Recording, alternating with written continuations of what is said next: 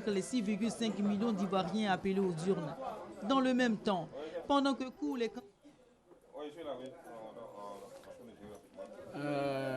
il s'appelle? Aurélia. Aurélia.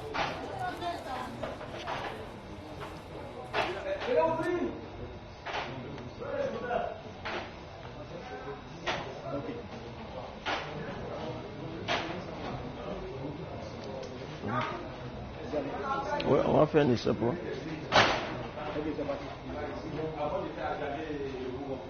Oui, bonsoir David Moubio. Nous sommes à la commission électorale locale de Cocody-Angré et c'est ici que sont compilés les procès-verbaux des différents bureaux de vote avant leur acheminement au siège de la commission électorale indépendante. Cocody retient donc son souffle. Qui des 8 candidats en lice représentera la commune au Parlement? Nous pouvons dire que cette question sera... C'est bon? On va répondre. Ok, d'accord. C'est ma réponse. Tu n'as pas besoin de l'appeler. On fait juste un essai en interne. Ok. Ok. On reprend. Ok, ça va.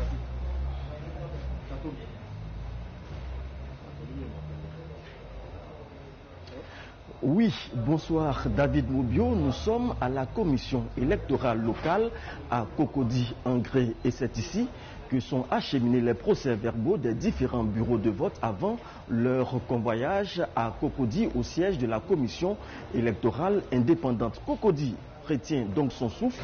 Qui des 8 candidats en liste représentera la commune au Parlement? Cette question trouvera certainement réponse dans les heures qui suivent.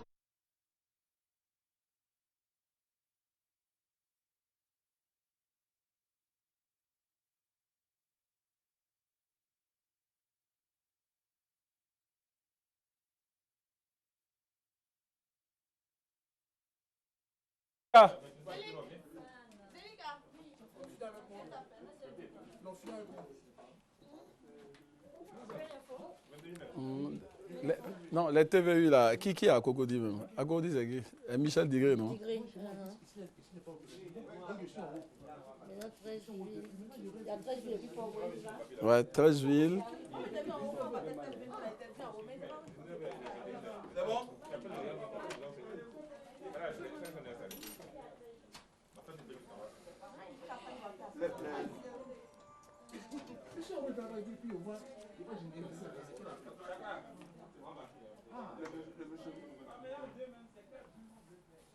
Il ne faut pas parler comme ça. Hein. C'est bon, c'est bon. Ça va. Il ne faut pas parler comme ça. Hein. Quel but on veut faire comment? Kofi Sakra, Kofi. Kofi. Est-ce qu'on donne l'antenne à Victoria Angwa? C'est prévu sur le conducteur. Il faut te renseigner. Oui. Appelez-le pour voir est-ce qu'on lui donne l'antenne.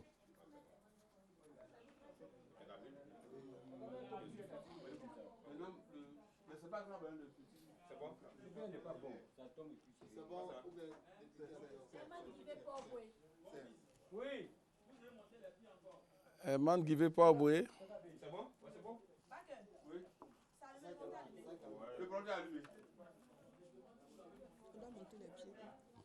Ah. On va pratiquer l'heure. Allons-y, on va aller comme ça, c'est bon. Et là, ça finit à quelle heure? Ça finit à quelle heure? On a juste 1 heure. Ah, d'accord.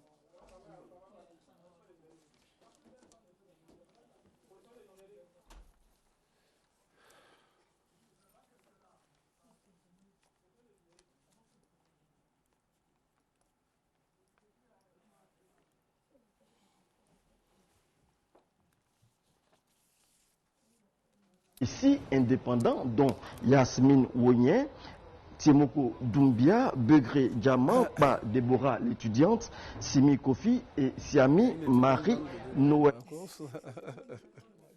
Ah, c'est bon ça.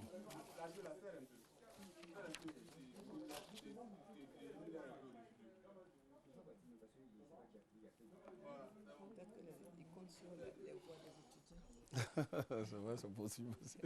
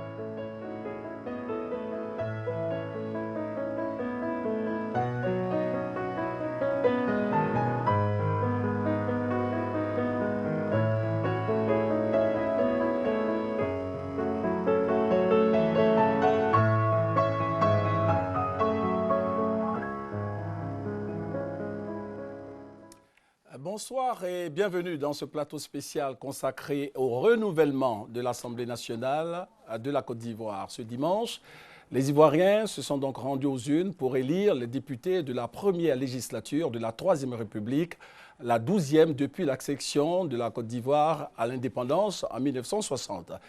Ils étaient plus de 6 millions à se rendre dans les 19 895 bureaux de vote repartis sur toute l'étendue du territoire pour choisir 255 députés sur plus de 1300 candidats, y compris des candidats indépendants.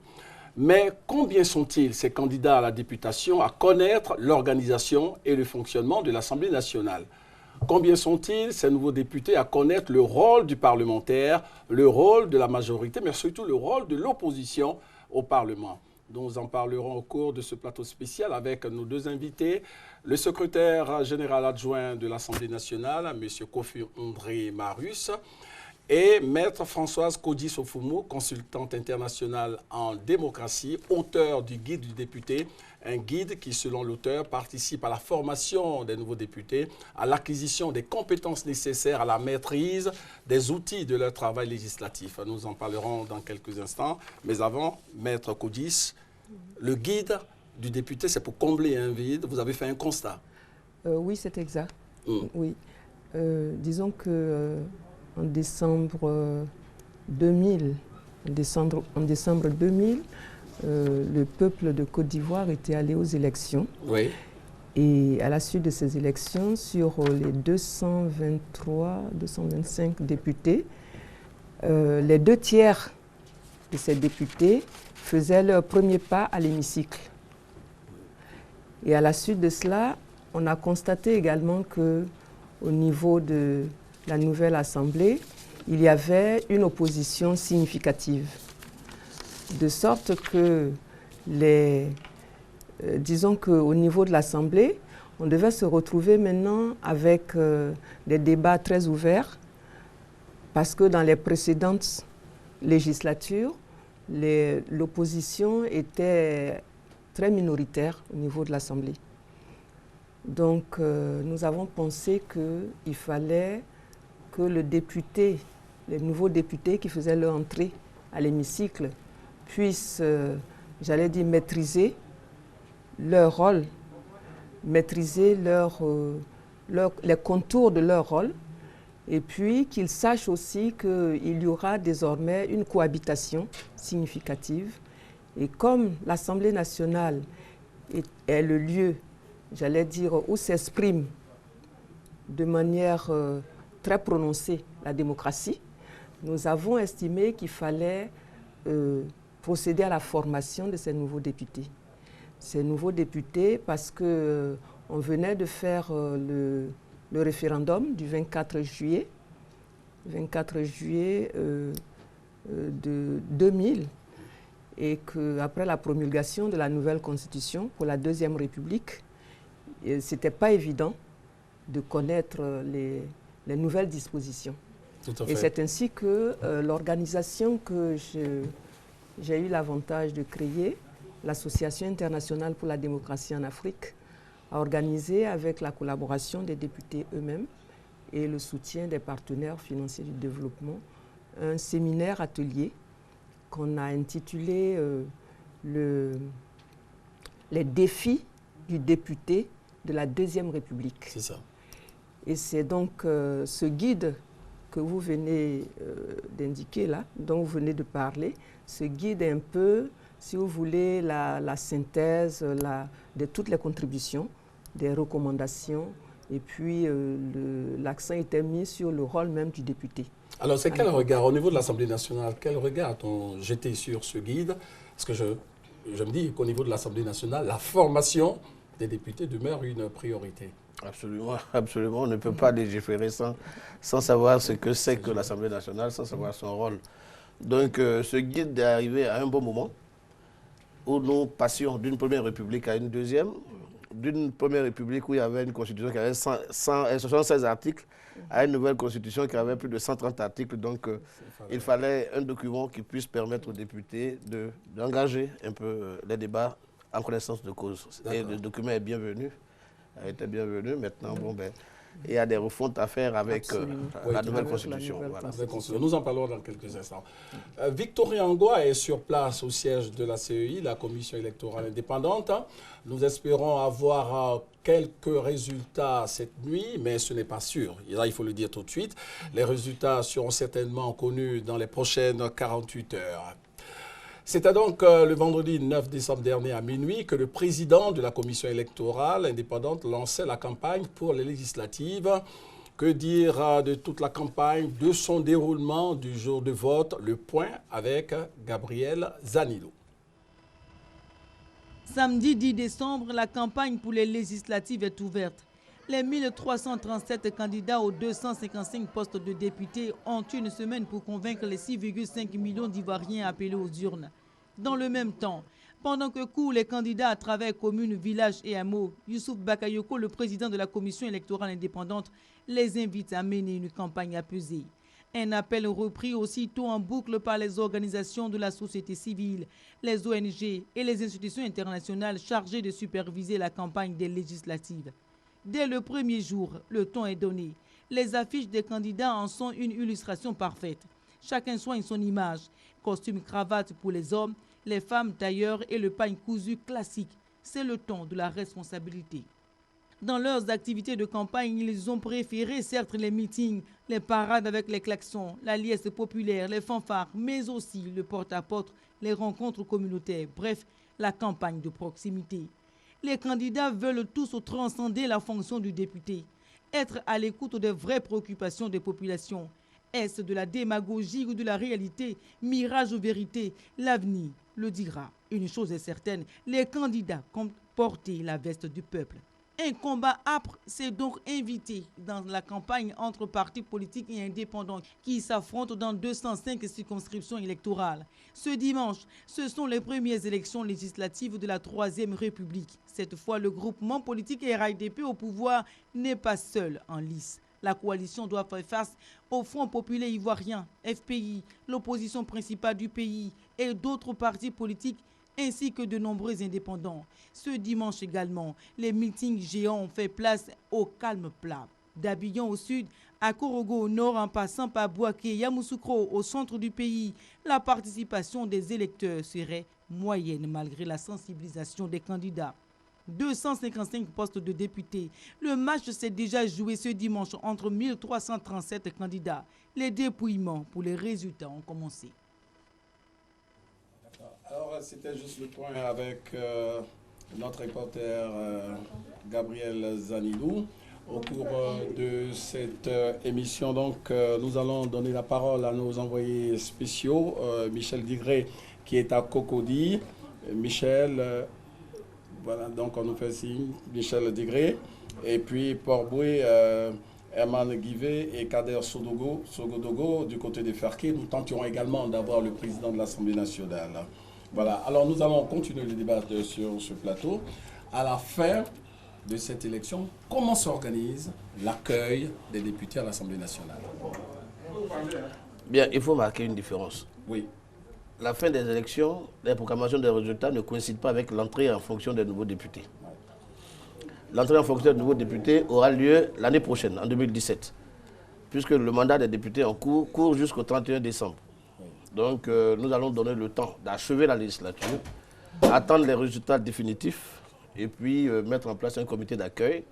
Après que la CEI nous ait transmis la liste complète des élus, nous allons mettre en place un comité d'accueil après qu'un communiqué ait été fait pour qu'ils puissent venir déposer leur dossier. Et c'est au vu des dossiers qu'on va essayer de mettre en mouvement toute la machine qui va permettre d'aller jusqu'à la séance solennelle d'ouverture de la législature. Voilà. D'accord. Alors, le constat qui a été fait au niveau de la campagne, c'est que des députés ont pris des engagements. À la limite, dire à certains électeurs qu'ils pourront faire des routes et tout et tout. Est-ce que c'est cela le rôle ou la mission de nos parlementaires? Je peux la mettre au fond, c'est vrai que vous voulez, mais je voulais qu'elle réagisse d'abord. C'est ce que j'allais dire. Oui, allons-y. Oui. Disons que le député est élu au niveau national et son rôle est défini par la Constitution elle-même. La Constitution de la Troisième République mentionne bien que le député, disons le Parlement, le Parlement, parce que là nous avons maintenant un Parlement bicaméral. Le Parlement vote la loi, le Parlement consent l'impôt, le Parlement évalue les actions, évalue les politiques publiques. Donc, dans l'ancienne constitution de la Deuxième République, on disait simplement que le Parlement, le député, l'Assemblée nationale vote la loi, l'Assemblée consent l'impôt, l'Assemblée contrôle l'action du gouvernement. Dans la nouvelle constitution, il s'avère que le Parlement va maintenant évaluer les politiques publiques, de sorte que le rôle est étendu. Mais cela ne veut pas dire que c'est le député qui va construire des routes, qui va construire des écoles, qui va construire des centres de santé. C'est simplement sur les politiques que le député peut se prononcer à travers la loi. Et même la nouvelle constitution précise que le Parlement qui va faire des propositions, par exemple de loi, devrait s'assurer que ces propositions qu'il est en train de faire ne sont pas susceptibles de créer de nouvelles charges. Sinon, en faisant ces propositions, il faudrait qu'il pense aussi à la recherche de fonds, aux sources de financement de la proposition qu'il soumet à sa chambre. Oui, mais Monsieur le secrétaire général adjoint, il est bon quand même que les candidats sachent la mission du député. C'est pas de faire des promesses, de construire des routes, des écoles et tout. Qu'est-ce qui est fait au niveau de la sensibilisation? Ben moi, je pense qu'avant de se porter candidat à la députation, comme on le dit de façon triviale, on devait pouvoir s'informer sur ce que c'est que le député. Et je pense qu'ils le savent. Mais la campagne, c'est la campagne. Donc, on utilise tous les moyens. Qui veut aller loin, ménage sa monture. Et en Afrique, on sait quel mot peut appâter les électeurs. Donc, ils l'ont dit, mais je pense qu'il faut que les populations sachent que des députés peuvent construire des hôpitaux, des députés peuvent construire des dispensaires, des députés peuvent construire des écoles, mais l'ensemble des députés ne peut pas construire des écoles. Parce que quand je dis des députés peuvent le faire, parce qu'ils peuvent avoir leurs moyens, peuvent avoir leur cycle de financement. Et c'est possible. Ça a été déjà fait ailleurs. Et donc, s'ils le disent, peut-être qu'ils ont leur botte noire, leur botte secrète qui leur permet de le dire. Sinon, comme Maître l'a dit tout à l'heure, le député n'a pas vocation à construire des écoles. Il reste toutefois entendu que le député, sous notre optique, est un agent de développement. Oui. Et donc, c'est la raison pour laquelle on a entendu parler à un certain moment de réserve parlementaire, ainsi de suite, mais cela est encore au niveau de la réflexion. Donc, on ne peut pas dire aujourd'hui que l'État va dégager des moyens pour qu'un député puisse construire des hôpitaux et autres. Le rôle du député est simple. Le rôle du député, c'est de représenter les populations. Représenter les populations, tant au niveau du vote de la loi, représenter les populations tant au niveau du vote de la loi de finances, parce que le vote de la loi et la loi de finances, c'est autre chose. C'est deux choses différentes, parce que le vote de la loi, c'est un peu quelque chose qui est un peu plus technique, alors que le vote de la loi de finances, c'est une activité qui se couple avec un contrôle a priori de la perception des recettes de l'État. En cours d'exercice, lorsqu'on va parler de la loi de finances rectificative, c'est un contrôle en cours d'exécution, et puis à la fin, on parle de la loi de règlement, et sera un contrôle a posteriori. Vous voyez, donc il y a tous ces éléments-là. Et aujourd'hui, comme Maître l'a dit, il y a un élément qui est neuf, certes, mais qui était incrusté dans l'ancien principe de contrôle de l'action gouvernementale, c'est l'évaluation des politiques publiques. Mais cette évaluation se fera d'une autre façon. Alors, il faudrait que les députés sachent qu'il faut s'armer plutôt intellectuellement, plutôt que par des messages qu'on laisse aux populations leur disant qu'on va leur construire des hôpitaux et autres. Mais je pense que c'est de bonne guerre. Alors, qu'est-ce que le député doit savoir en plus? Il doit savoir, comme l'a dit Maître, que quand on fait une proposition de loi, qui est l'essence même de la mission du député, il faut penser au principe bénéfice-coût. C'est une nouveauté que la Constitution, la nouvelle Constitution introduit au plan sémantique, mais quand on parle, on repart sur la base même de la technique, de la science des techniques d'élaboration des lois, ce principe est pris en compte déjà au niveau de l'évaluation prospective. Voyez-vous? Donc, c'est une nouveauté qui s'insère bien dans le processus législatif et qui devrait pouvoir être connue des députés. Dès qu'ils prendront fonction, je crois que Maître sera là à nos côtés pour leur permettre de comprendre leur rôle. Et je pense que le président, le tout nouveau président, si c'est l'ancien, là, je n'en doute pas du tout parce qu'il pense fortement à la formation des députés. Et je pense que, bon, il sera là encore pour que les choses aillent mieux. Mais dans tous les cas, Maître sera à nos côtés pour pouvoir permettre aux députés de comprendre les choses. D'accord. Il était bon de faire cette précision. Et dans quelques instants, nous allons donc parler du fonctionnement. Et dans ce fonctionnement, il y a ce qu'on appelle eh bien, la session parlementaire. Nous allons y revenir. Et j'ai aussi indiqué qu'au cours de cette émission, nous allons donner la parole à nos envoyés spéciaux. Nous avons Michel Digré à Cocody, Alexis Ouedraogo à Trècheville et Armand Guivet à Port-Boué et Kader Sogodogo au niveau de Ferkese Dougou et Assali Joseph à Bouna. Pour l'instant, nous allons prendre Alexis Ouedraogo si possible. Si Alexis est prête, Alexis au niveau de Trècheville. Bonsoir Alexis. Quelle est l'ambiance qui prévoit en ce moment dans l'attente des résultats dans cette commune? Alexis?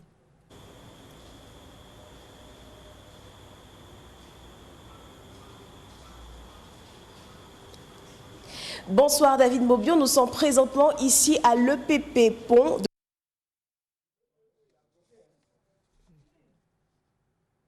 Électeurs. Sur ce nombre de votants, il y a eu environ un taux de participation de 18,75%. Nous avons eu la chance de rencontrer M. Charles Guirobé. Il est le président de la commission électorale ici à Trècheville. Alors, M. Guirobé, comment s'est passée cette journée de vote ici à Trècheville?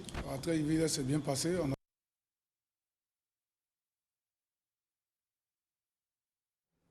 Il y a dans certains bureaux de vote? Non, pas d'incident. Quelques malentendus dans certains bureaux qui ont été vus qui sont passés.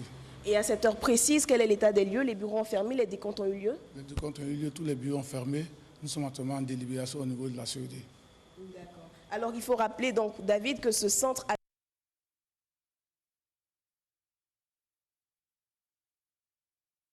Les délibérations, elles, ont continué jusqu'à 20h35. Et comme l'a dit M. Guirobé tout à l'heure, c'est le temps de la délibération.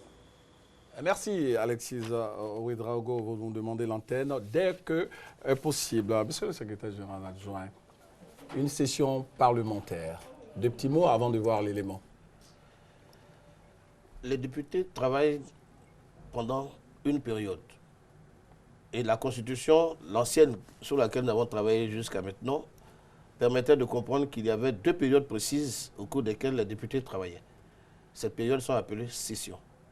La première, il y a deux sessions. La première s'ouvre en avril et la durée ne peut excéder 3 mois. La seconde s'ouvre en octobre et prend fin le 3e vendredi de décembre.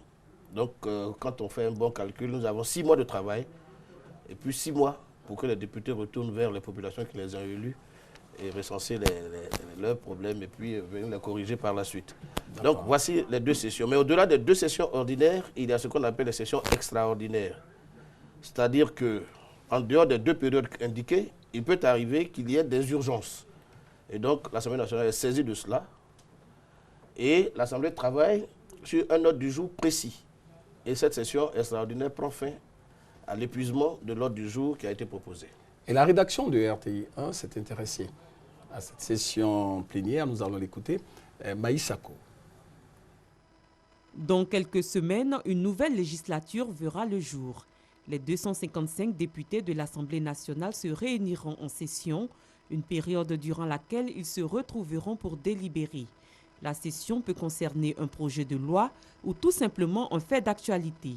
Il en existe deux types. Il y a ce qu'on appelle la session ordinaire et la session extraordinaire. La session ordinaire, c'est le temps de travail.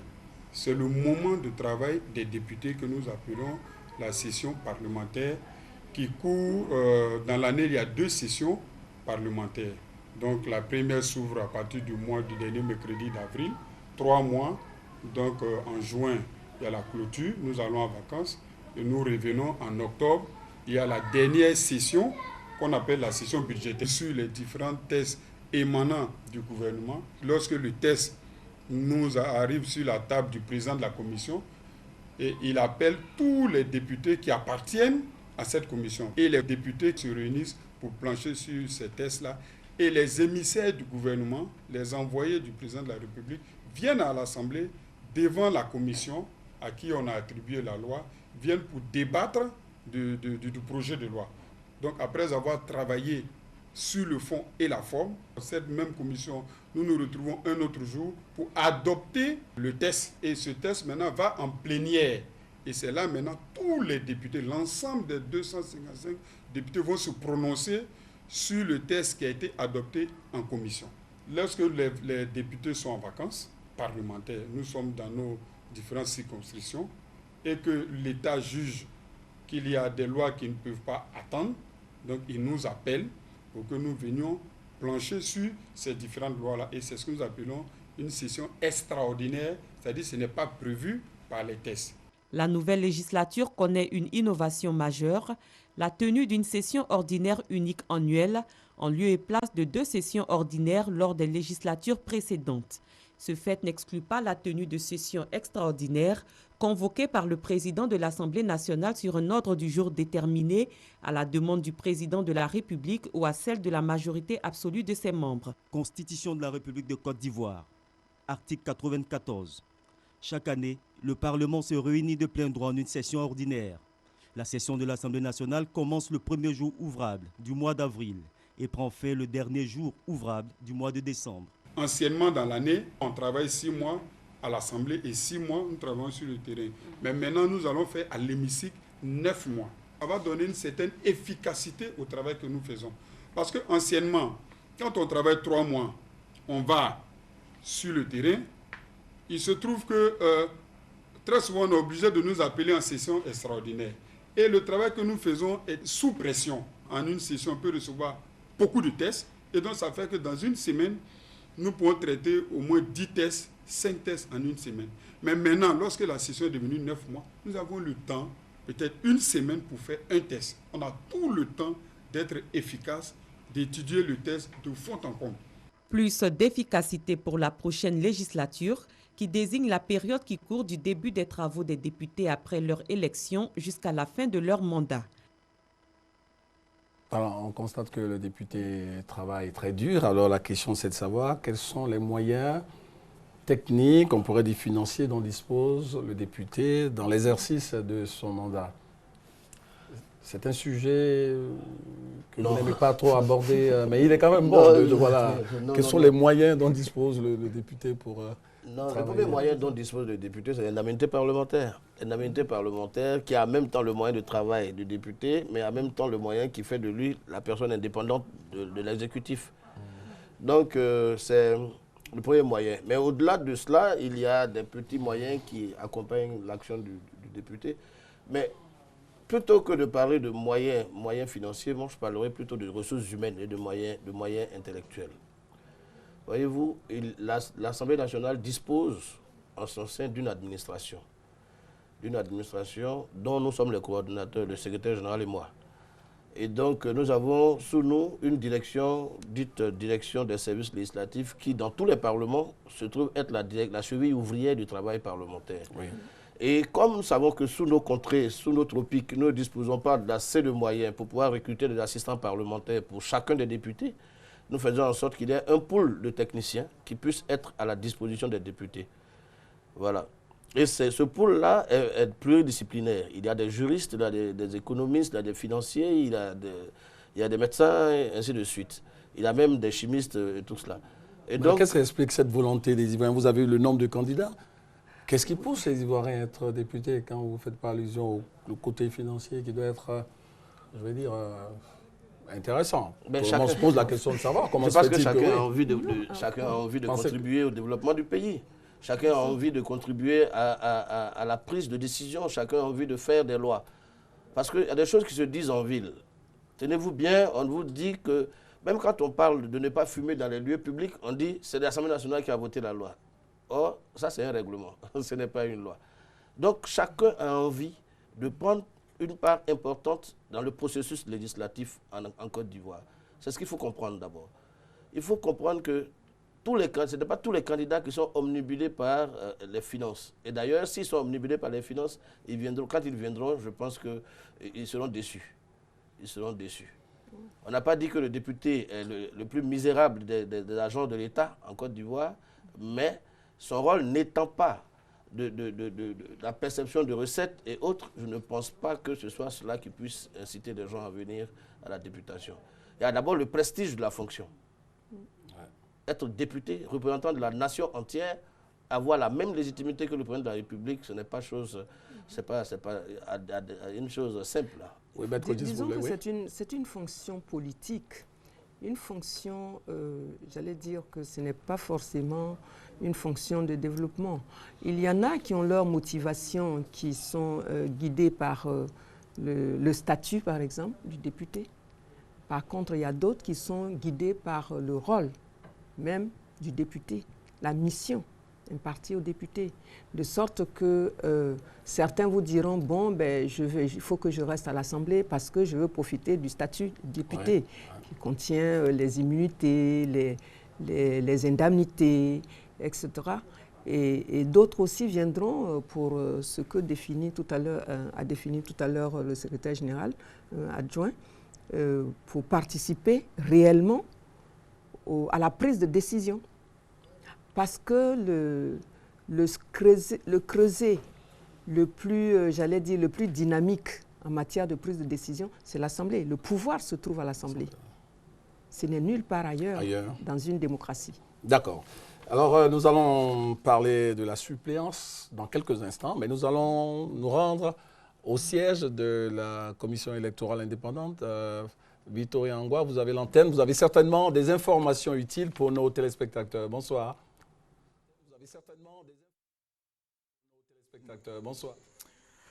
Bonsoir David, bonsoir chers téléspectateurs. Nous sommes en direct de la commission électorale indépendante ici à Cocody aux deux plateaux. Effectivement, nous avions l'espoir d'avoir quelques résultats. Sachez que la coalition présidentielle, entendez, le RHDP vise la majorité absolue pour permettre au président de la République d'accélérer les travaux qu'il a comme objectif pour les 4 années à venir. En face, plusieurs candidatures dissidentes, mais aussi l'opposition qui met fin à la politique de la chaise vide. C'est donc un scrutin à tour unique ouverte pour faire entrer à l'hémicycle 255 députés sur 1337 candidatures. Vous l'aviez souligné dans votre introduction. Malheureusement, David, nous avons pris attache avec le service de la communication qui semble nous dire qu'aujourd'hui, il n'y aura aucun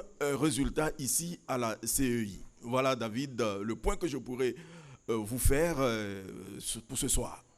Merci Victoria Angwa. Juste un peu de patience, certainement les premiers résultats pour les prochains jours. Merci à vous Victoria Angwa. Nous allons donc poursuivre sur ce plateau. On va parler de la suppléance et il est clairement dit, monsieur le secrétaire général adjoint, que le suppléant n'est pas député, il est suppléant du député en un mot. Le suppléant n'est même pas enregistré dans les archives de l'Assemblée nationale. Il faudrait que ce soit clair. Ouais, les candidatures en tant que titulaire ou suppléant sont déposées au niveau de la CEI.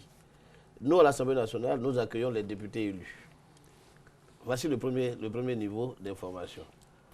Alors, durant la législature passée, nous avons entendu des choses qui ont par la suite fait rougir, si on peut le dire ainsi pour nous les Noirs, ont fait rougir les suppléants.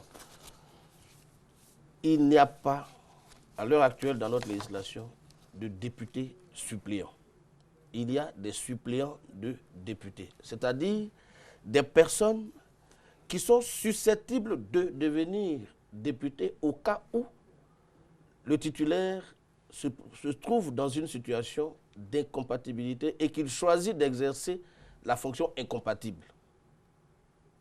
Ou bien qu'il soit mis en mission pour une durée de plus de 6 mois par l'État. Voyez-vous? Et c'est à partir de ce moment que le suppléant devient député, pleinement député, en application des dispositions de la loi sur la suppléance. Il n'est pas député suppléant quand il vient siéger. Il siège en tant que député plein. Il est représentant de la nation entière, au même titre que les autres députés. Voilà. Cette précision vaut la peine d'être faite. D'accord. Alors après cette précision, nous allons donc en image, si vous le permettez, regarder l'opération de vote. Le chef de l'État, le président Alassane Ouattara, a accompli son devoir civique. Vous allons le voir en image. Un dimanche, pas comme les autres, parce que jour électoral. C'est la raison pour laquelle le président de la République, Alassane Ouattara, se retrouve ce matin au lycée Sainte-Marie de Cocody, son lieu de vote pour accomplir son devoir au même titre que ses concitoyens. Au moment où le chef de l'État, au bureau de vote numéro 6, glisse son bulletin dans l'urne, il est exactement 11h30. Comme à chaque fois, en tant que première personnalité de la Côte d'Ivoire, l'occasion lui permet de donner l'exemple vis-à-vis des populations électrices et d'en appeler surtout à leur bon sens. Je viens de voter pour le scrutin législatif. Selon les informations que j'ai reçues du ministre d'État chargé de l'Intérieur, le scrutin se déroule de manière apaisée sur l'ensemble du territoire. C'est ce que nous souhaitons. Donc je voudrais encourager tous nos concitoyens à aller voter. C'est la première législature sous la Troisième République. Bien sûr, c'est un devoir citoyen de voter, mais également pour la mise en œuvre de tout ce que nous avons dans la nouvelle Constitution. Il nous faut un Parlement diversifié. Donc je félicite déjà les candidats pour la campagne globalement apaisée, sereine. Et je suis sûr que les résultats seront conformes aux vœux des électeurs. Il est bon de le rappeler, le scrutin de ce dimanche invite les électeurs à choisir entre les différents candidats appelés à siéger à l'hémicycle. Le président de la République, interpellé sur la situation en Gambie lors de sa déclaration après son vote, rassure, indiquant que les choses sont en bonne voie et que le président élu de la Gambie va être investi comme prévu dans les jours qui viennent. Voilà, comme le chef de l'État, monsieur le secrétaire général adjoint, vous avez voté ce matin? Absolument. Maître? Oui. Voilà, oui, ça se Absolument. voit. On fait tout pour nettoyer, mais il y a toujours... D'accord, revenons à la suppléance. Prenons le cas où un député plein est nommé directeur général d'une boîte ou ministre. C'est tout de suite le suppléant qui devient député. Dans ce cas de figure, comment ça se gère? Il est député plein? Il est député plein. Il y a une loi depuis le 9 septembre 2004 qui traite de la suppléance au niveau de l'Assemblée nationale. Et de sorte que, en fait, il y a les cas d'incompatibilité. L'incompatibilité n'empêche pas l'élection en cette matière-là. La personne peut se présenter et être élue. Maintenant, il lui appartient de choisir entre les deux fonctions laquelle il désire exercer. Okay. Si, par exemple, la personne élue était ministre et qu'elle ne veut plus être ministre, qu'elle préfère être députée, alors elle reste députée.